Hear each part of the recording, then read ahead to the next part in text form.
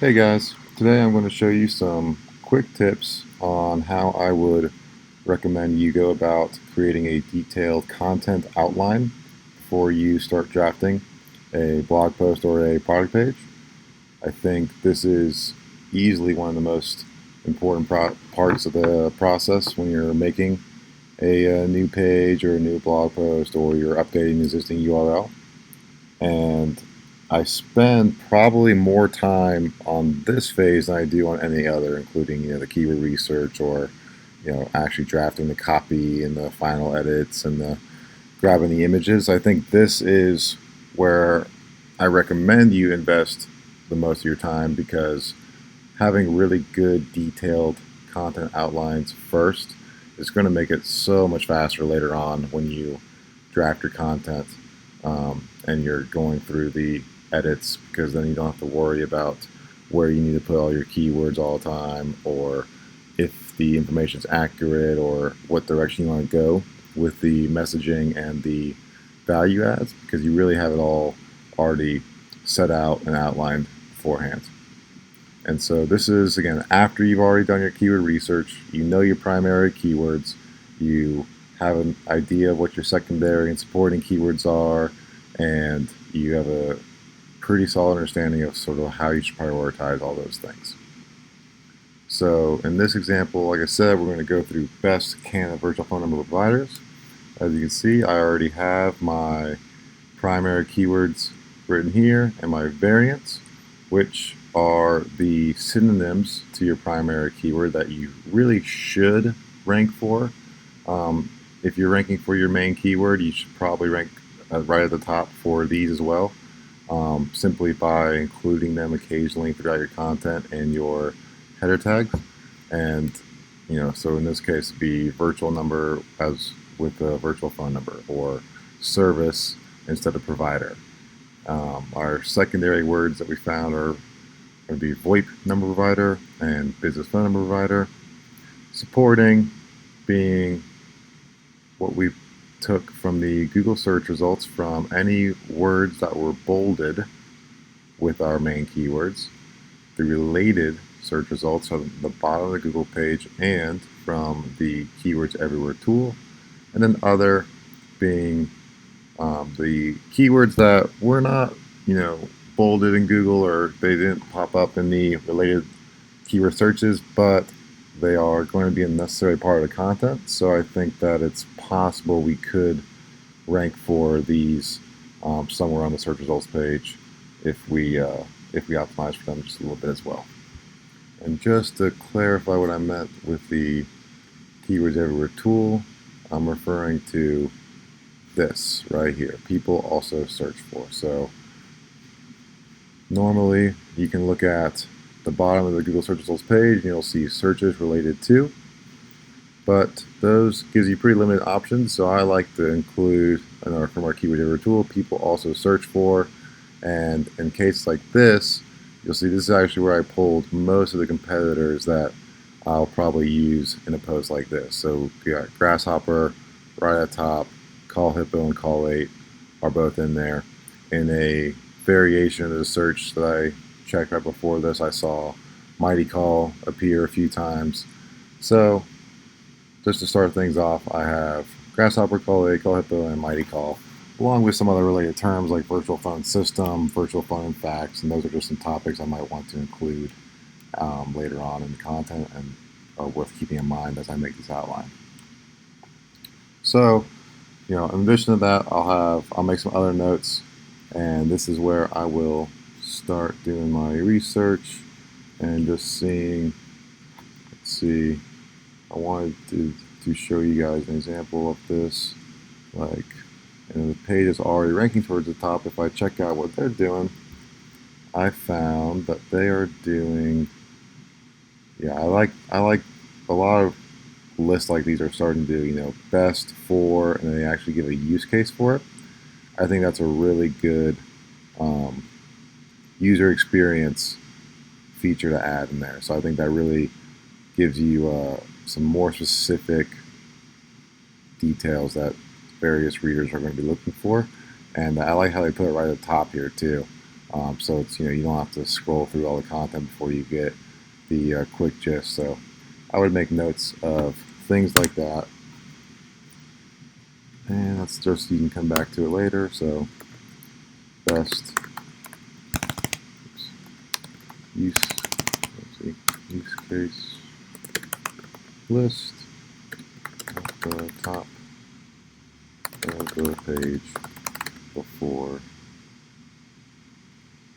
detailed reviews. The other thing I'll start with is I'll check and see if we have any similar pages that are already ranking well. And from our landing page report, you can find that our #1 blog post actually is the best USA virtual phone number providers post.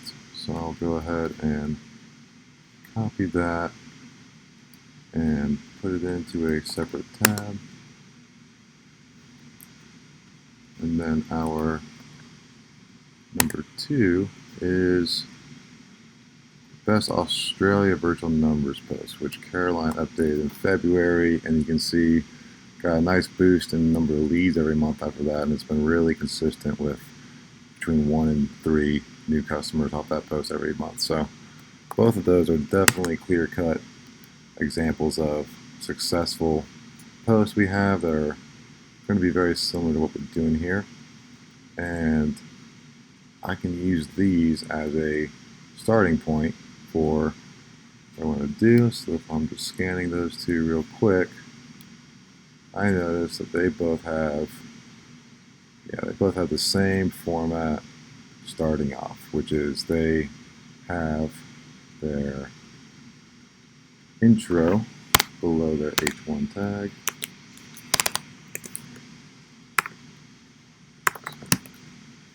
Intro, and then before they actually start reviewing anything, they start doing a types, and they break down the types of virtual numbers in that country. So types of virtual Canadian numbers available. I can always change these tags later. I'm just trying to crank through an outline now. I know there's going to be toll free. It's going to be local. And from my keyword research, we saw there's definitely, you might want to include vanity, which vanity being potentially either one of those number types, but let's see. Vanity. Yeah. So we want to make sure we touch on those types for them, and we can probably just spin the content from our USA post, which we don't have a vanity section for, but I think it's worth adding. And then, oh, there's one more thing. Yeah, from this post that had the best 4 use cases table that I liked. I really liked also their they defined how you can qualify for this list, and they tell you, we looked at price, ease of use, call management, and basically all these different features and criteria that give some kind of credibility to why these people are on the list, as opposed to just arbitrarily throwing them on there, which most people see that and they assume that, okay, this is like a pay to play and those people are just paying to be on this ad. So I'll make a note to find the criteria for being on the list. And that could be anything you decide on later after you've done your more thorough topic research. So you can base that partially off of price, partially off of how long has the company been around, how big is it, how many customers do they serve, or use cases just like that post did, which I think is a great one, but it takes a little more time to find that detail. So I would probably include the criteria in intro. Then next H2, Oh, and remember, we're following the standard header structure here, which is on your guide notes, but your H1 will probably be very close to an exact match keyword. So best Canadian virtual phone number providers. Next H2 types. And we're not still talking about types after that, so we might just, oh, and then these are also, potential H3s. Because your H3 tags would make sense going under your H2. Those are a good ranking factor. I did not, we'll decide on that later. You see on these other posts, we just made them bold and almost like and then like a colon list, and that kind of helps keep the content tighter and fit a little bit better. If you start making these H3s, this will get spaced out quite a bit, but maybe it's worth trying that variation and seeing how that ranks, and seeing that I can't help us rank better for those alternative terms, because like this post ranks very well for every variation of USA virtual or VoIP number, but it actually doesn't rank for these variations like toll-free and 800 or DID and local. So worth experimenting with. But then your next one, I would probably just, I don't really like how it dives straight into the provider, so I would say make it something like comparing the top, let's say top, comparing Canada's top virtual number providers. And this could be where include a quick comparison table. Mention which providers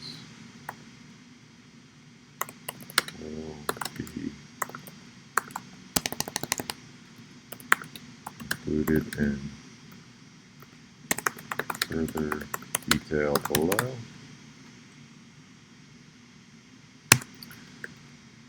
And we'll come back to that section soon, but now for the H3s, that's where you can start with your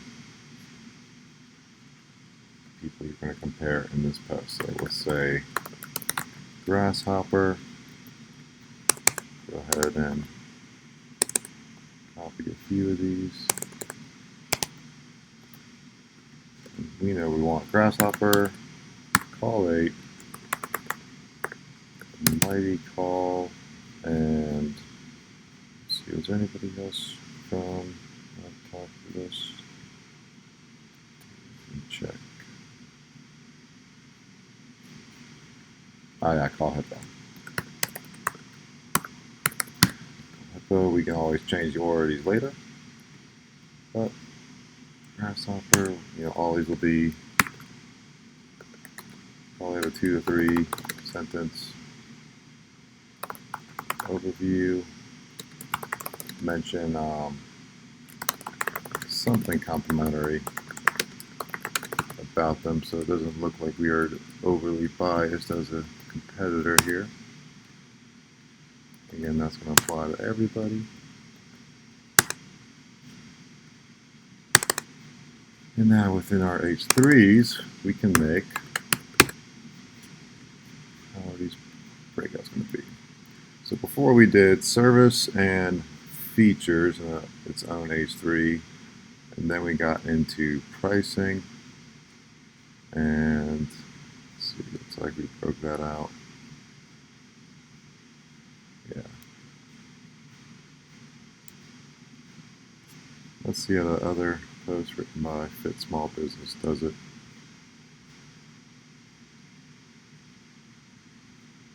Pricing, features. Yeah, see, they're doing what I was talking about. They're having these broken out in even further detailed H tags. So this is probably an H3. and this is an H4. Going through, okay, ease of use. Oh, they're going through each of their criteria. Okay.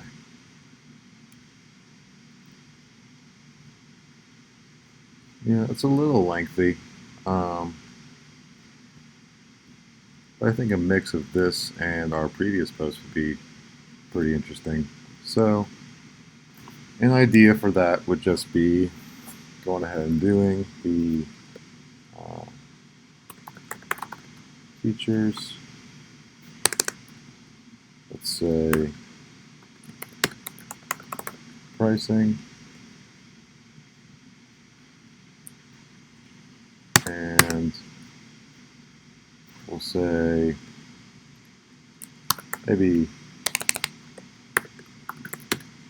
for now we'll just call this other / FAQ, and that can be a quick hit of common questions or interesting points about that provider. And that should apply to everybody.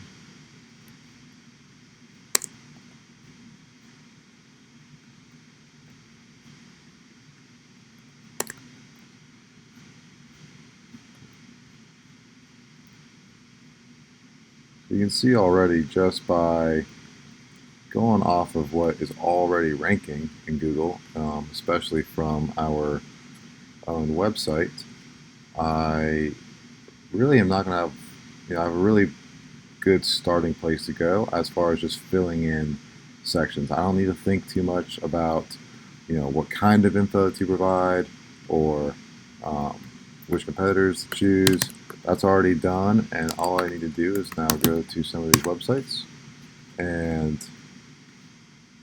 search out the information in the columns I already have, and I can always just keep adding more. I can, if it turns out that finding everybody's pricing is too tough, then I can address that maybe in a different way or not include it. If it turns out that I can't do a FAQ section for all these people, or I'm just having trouble finding that information, then I can just remove it later, assuming I have enough content in my other sections. And so we'll start with, we can call it twice. Let's start with Grasshopper because we have them first.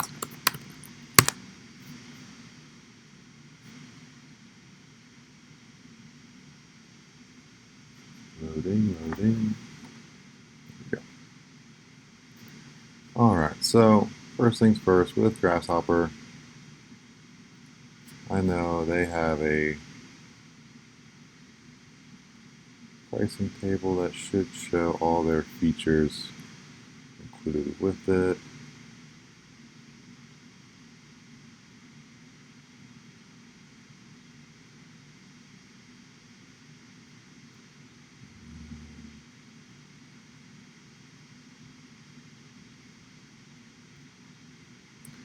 Yeah, so this is where I would just list some of the actual features, and since everybody has the standard features that are pretty much included with every number they sell, they also usually have add-ons. I don't think Grasshopper has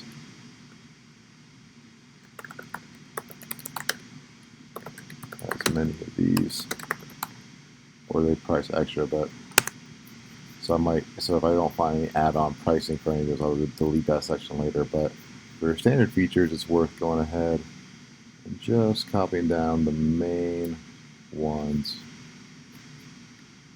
from here. Yeah, like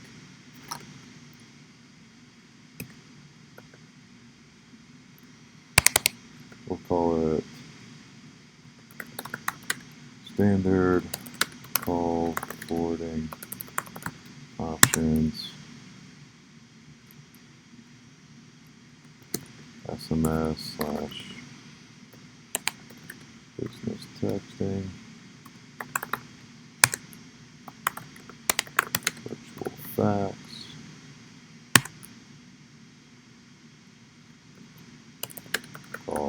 transfer, voicemail,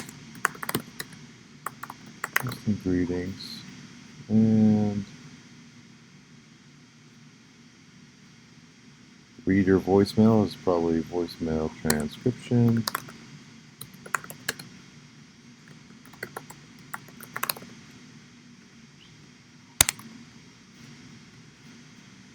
And say standard reporting. See, I don't give us much detail there. Kind of put us up there. There we go. And for now, I think that's all I would include, because some of these, like mobile desktop apps, that's kind of standard.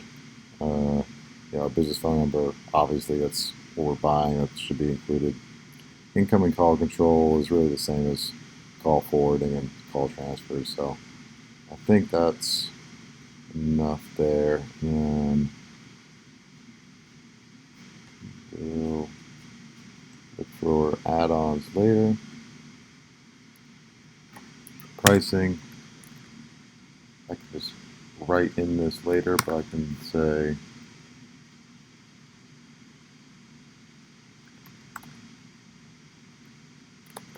screenshots of 3-tier pricing.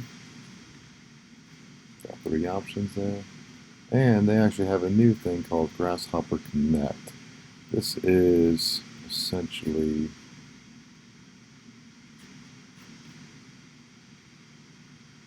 okay. So this is their new offering. This is actually for mobile phones, it looks like, and it's how you get this timeline view. It's stuff like this. So when you notice things like that, usually you need to go check out their overview page.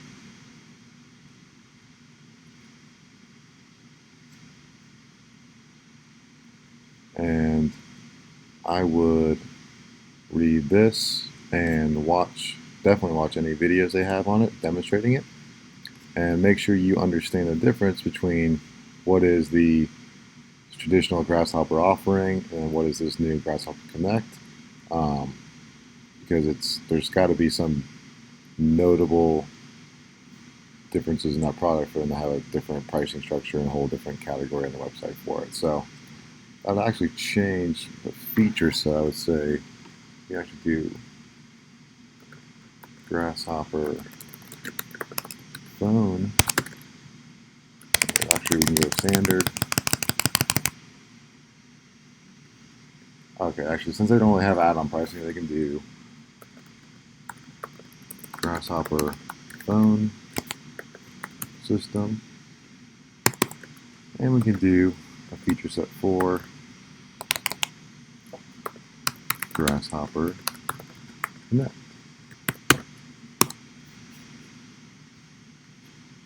Here I'll definitely include a screenshot of both. Now I'm just going to put, bullet list of notable features, just for the sake of time, so you guys don't have to wait for me to write a full list for each one. And a note to include a screenshot of those features. Alright. I think they have add-ons. We'll leave it there as a placeholder for now, just in case. Pricing. We'll have to include, so just like before, separate the phone system and Connect pricing plans.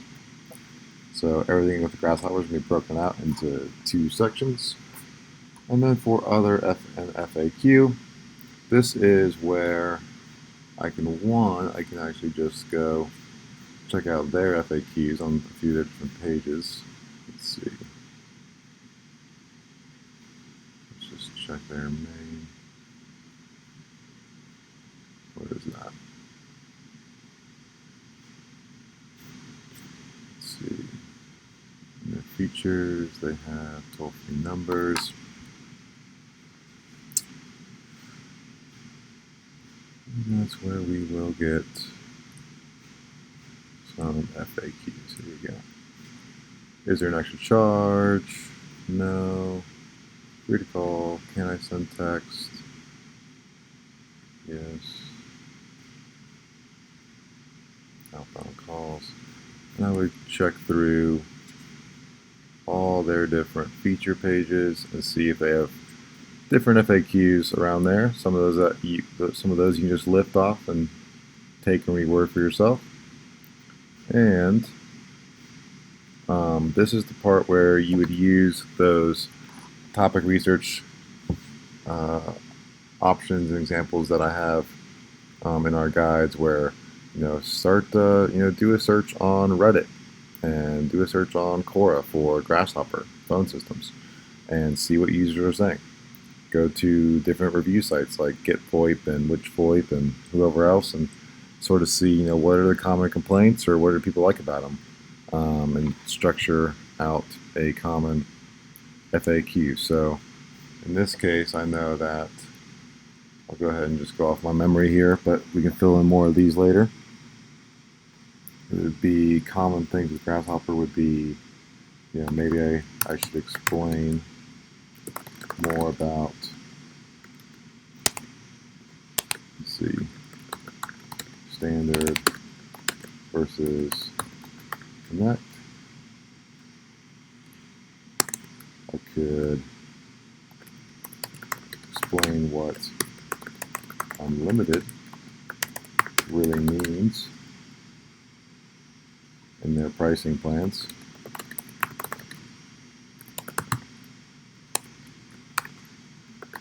Usually find this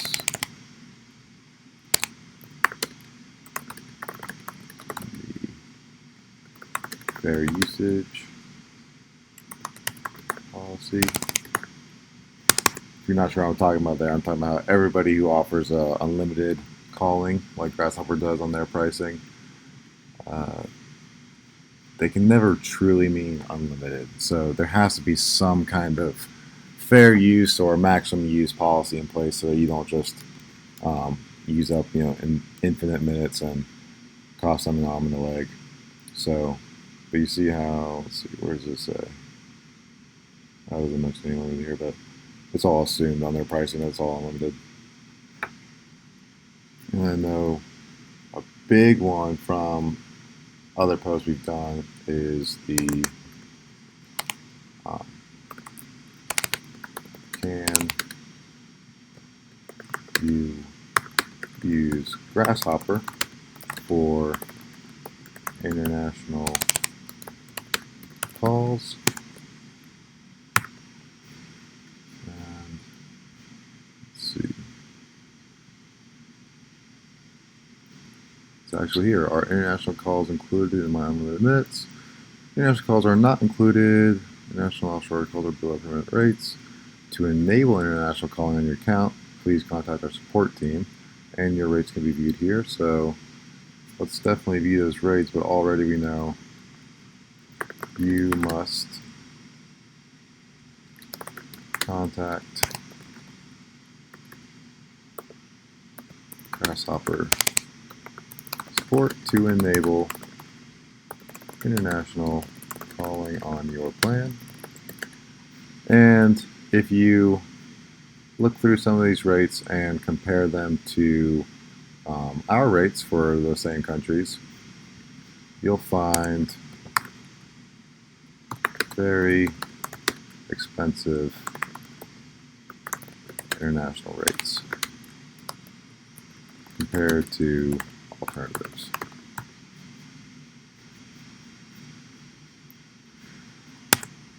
And I'll just go ahead and add this here. Let's see, who is Grasshopper best for?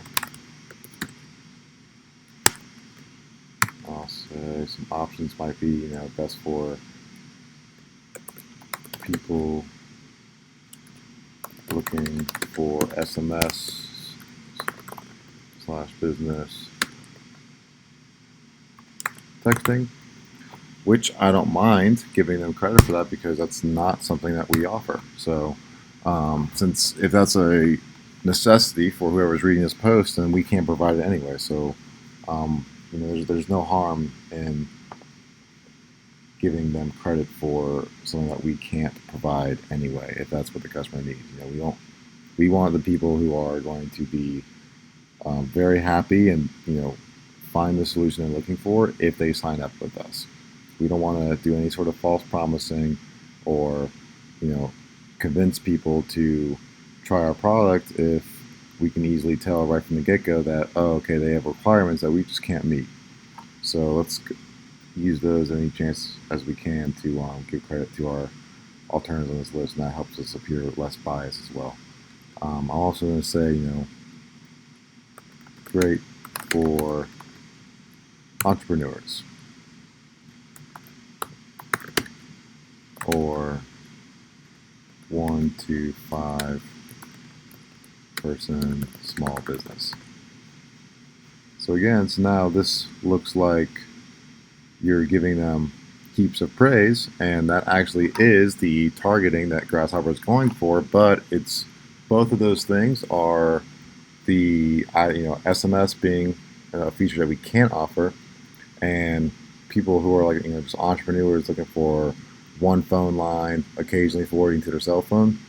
That's really not the customers that we are shooting for here. We want primarily international businesses who we can really ramp up with and expand their phone lines through entire departments like sales teams and support teams, and eventually even hopefully host their entire inbound contact center solution. So we can give Grasshopper the kudos for those, and that's a ton to go off of for now. So again, this is just a quick round of my outline, but for Grasshopper, this gives me a bunch of things that I already know I'm going to add on. So if I actually flesh out just those notes and confirm a few things, then that's probably a few hundred words already just between that one section and the intro. And you're probably over 500 words when you factor in like a comparison table as well. So real fast, just we won't go through all these, but we will do call 8 real quick. And call 8, if you see, they have pricing a little bit differently, where they're more like us, where they'll charge for a number, but then they don't offer like a whole host of features, whereas many of those with the number, they really charge a lot on add-ons, like you'll see. So yeah, you see their pricing here. There's a lot of typing here, so I grabbed this earlier. Let me go ahead and copy that over.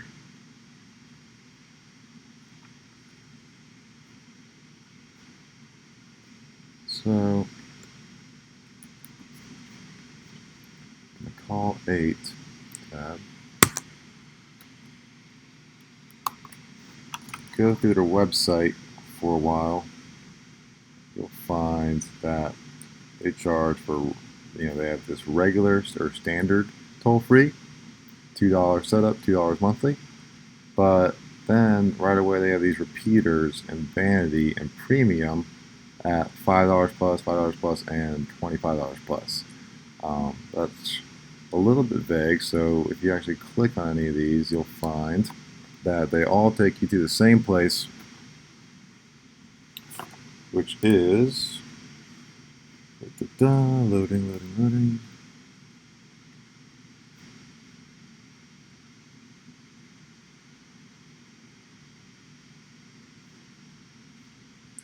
Boom. So they are like some other vanity number providers where they try and figure out how many combinations of brand names you can spell out with these numbers, and depending on how brandable they are, they charge higher and higher price points.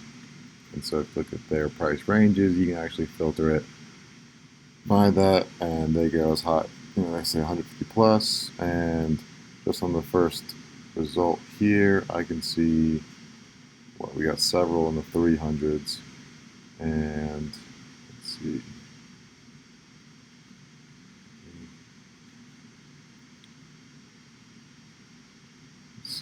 Let's see how high they'll go. Let's see if there's anybody's 400 up.